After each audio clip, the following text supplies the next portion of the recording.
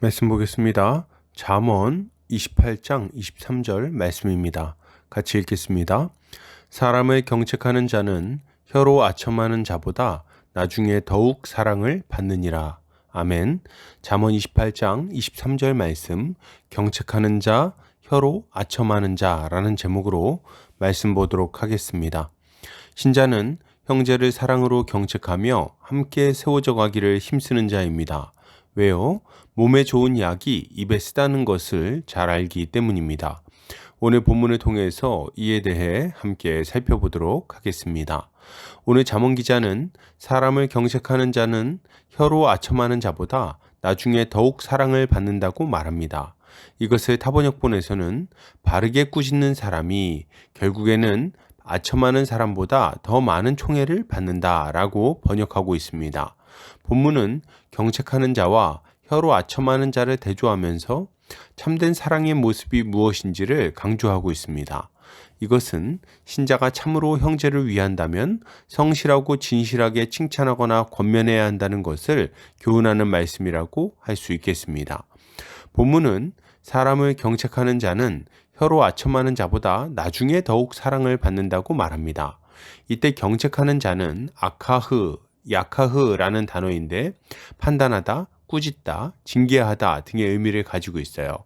그리고 아첨하는 자는 할라크라는 단어인데 매끄럽다, 부드럽다 등의 의미를 가지고 있습니다.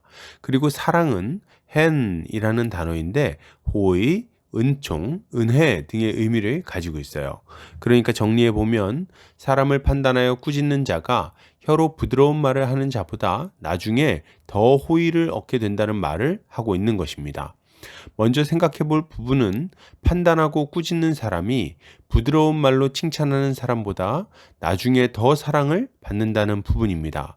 언뜻 생각해 보면 정죄하고 꾸짖는 사람보다야 부드럽게 좋은 말을 해주는 사람이 더 사랑받을 것이라는 생각이 듭니다.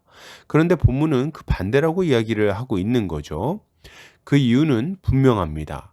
경책하는 자가 부드럽게 말하는 자보다 더 이 사람을 위하는 사람이었기 때문인 거죠. 처음에는 부드럽게 말하는 사람이 더 좋은 사람처럼 여겨졌을 수 있습니다. 이 사람이야말로 나를 아껴주고 내 편이 되어주는 사람이라고 느꼈을 수 있다는 거예요. 그래서 더 큰 사랑을 주고 더 가깝게 지냈을지도 모릅니다. 그러나 시간이 지나면 알게 돼요. 뭐를요? 나를 칭찬하고 나에게 좋은 말만 해준 사람보다 내가 싫어하는데도 불구하고 기꺼이 쓴소리를 해준 사람이 진정으로 나를 걱정하고 위해준 사람임을 알게 되는 것입니다. 만약 이 사람의 말을 듣고 어리석고 잘못된 선택을 피할 수 있었다면, 혹은 오랫동안 유지되어 왔던 잘못된 습관을 버리고 좋은 습관을 만들어 갔다면 지금 더 좋은 상황이 되었을 것임을 깨닫게 된다는 거예요. 그러니 시간이 지나면 경책하는 자가 아첨하는 자보다 더 사랑을 받게 되는 것입니다. 그러나 이때 우리가 오해하지 않아야 되는 것이 있어요. 그것은 무조건 쓴소리를 한다고 해서 잘하는 것도 아니고 좋은 말을 해준다고 해서 그것이 꼭 나쁜 것도 아니라는 점입니다. 무슨 말입니까? 중요한 것은 좋은 말을 하느냐, 책망을 하느냐가 아니라 진실하고 성실하게 말을 하냐, 안 하냐의 문제인 거죠. 만약 진실로 형제의 장점을 이야기하고 그것을 칭찬해주고 격려해준다면 그것은 좋은 일일 거예요. 그가 잘하고 있는 것을 굳이 트집 잡을 필요가 없다는 말입니다. 그러나 만약 형제가 잘못된 행동이나 어리석은 선택을 하고 있다면 그것에 대해서도 진실하게 행할 필요가 있습니다. 당장 형제와의 관계가 안 좋아질 것을 염려하면서 거짓말을 하지 않아야 되는 거예요. 이런 잘못된 칭찬과 격려는 형제가 잘못된 판단을 내리게 만들 수 있어요. 그리고 그 결정 때문에 형제는 매우 고통스러운 시간을 보내야 할 수도 있는 거죠. 모르고 그랬다면 그저 안타까운 판단 실수였을 수 있습니다. 그러나 잘못될 것을 뻔히 예상하면서도 좋은 말만 하면서 잘못된 정보를 주었다면 그것은 형제를 넘어뜨리는 악한 일을 한 것이라고 할 수 있는 거죠.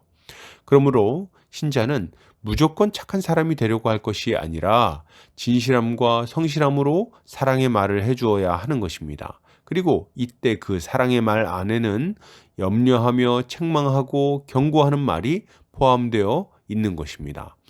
이때 우리가 주의해야 할 것이 한 가지 있습니다. 그것은 형제를 경책한다고 하면서 함부로 비방하고 정죄하면 안 된다는 것입니다. 겉으로 보기에는 두 행동이 같은 것처럼 보일 수 있지만 사랑으로 경책하는 것과 미움으로 정죄하는 것은 전혀 다른 것입니다. 그러면 내가 지금 형제를 경책하고 있는 것인지 아니면 비방하고 정죄하고 있는 것인지를 어떻게 우리는 분별할 수 있을까요? 세 가지 측면에서 살펴보면 알 수가 있습니다. 첫 번째로 살펴볼 부분은 형제를 경책하는 동기입니다. 형제의 잘못된 점이나 실수를 이야기하는 것이 형제를 사랑하고 걱정해서인지 아니면 그를 미워하기 때문인지를 솔직하게 잘 살펴봐야 되는 거예요. 우리는 말로는 형제를 걱정하는 척하면서 속으로는 상대적인 우월감을 느끼려고 할 수 있습니다. 혹은 형제의 약점을 들추어내면서 예전에 섭섭했던 일들에 대해서 보복하려고 할 수도 있겠죠. 우리는 이런 악한 동기에서 경책하지 않도록 주의해야 하는 거예요. 두 번째로 살펴볼 부분은 형제를 경책하는 방식입니다. 좋은 의도를 가지고 있다 하더라도 전달하는 방식이 잘못됐다면 그 좋은 의도는 제대로 전달되지 않을 것입니다. 상대방의 인격을 무시하거나 거칠게 비난하는 태도는 형제를 살리고자 하는 좋은 의도를 오해하게 만들 뿐입니다. 그렇기에 우리는 책망의 말을 할 때는 더더욱 크게 주의하여서 온유하고 예의 바른 태도로 말해야 하는 거죠. 세 번째로 살펴볼 부분은 형제를 경책하는 목적입니다. 우리는 형제를 책망하여 깨우치려고 할 때 그 목적을 분명하게 해야 됩니다. 그의 잘못을 정죄하고 비난하는 것이 목적인지 아니면 잘못된 행동에서 돌이켜서 온전한 모습을 갖도록 하는 것이 목적인지 생각해야 하는 거예요. 현재의 잘못된 행동이 이후에 악한 결과로 다가올 것이 분명할 때 우리는 그에 대해 경고하고 그 위험에서 피하도록 강권해야 하는 것입니다. 현재의 어리석음 때문에 풍성한 삶을 누리고 있지 못하다면 이에 대해 잘 설명해 주고 더 나은 삶, 복된 삶을 살기 위해서는 어떻게 바꾸어 나가야 할 것인지에 대해서도 지혜를 더해 주어야 하는 거예요. 이것이 형제를 살리고자 하는 자가 갖는 모습인 것입니다. 그러므로 여러분, 이것을 생각할 때 신자가 가져야 할 마땅한 모습은 무엇일까요? 먼저 신자는 거짓된 말로 아첨하는 일이 없도록 주의해야 되겠습니다. 아첨은 형제를 위하는 것이 아니라 형제를 속이는 일이며 형제를 위험한 길로 내모는 일임을 알아야 되겠어요. 형제의 장점을 칭찬하고 격려하는 것은 좋은 일입니다. 그러나 형제가 잘못된 선택을 하고 잘못된 행동을 하고 있는데도 불구하고 괜찮다고 말하는 자는 형제를 죽이는 일임을 알아야 하는 것입니다. 우리는 사랑의 마음으로 형제를 경책해야 하겠습니다. 그가 위험에서 벗어나 복된 삶을 살아갈 수 있도록 경책해야 하는 거예요. 뻔히 멸망의 길로 가고 있는 것을 보고도 그냥 넘어가지는 않아야 됩니다. 문제가 생길 것을 예상하면서도 알아서 잘할 것이라고 생각하면서 침묵하지 않아야 된다는 거예요. 재정적인 어려움이 예상되는 일을 벌일 때는 경고해 줘야 됩니다. 부적절한 관계로 이어질 위험을 감지했다면 강력하게 경고해야 되겠어요. 후회할 선택을 하고 있다면 때로는 손을 잡아서라도 막아주어야 하는 겁니다. 이것이 신자가 가져야 할 형제 사랑의 모습인 거죠. 그리고 형제가 어리석은 선택을 하고 넘어졌다 하더라도 그를 버리거나 포기하지는 않아야 하겠습니다.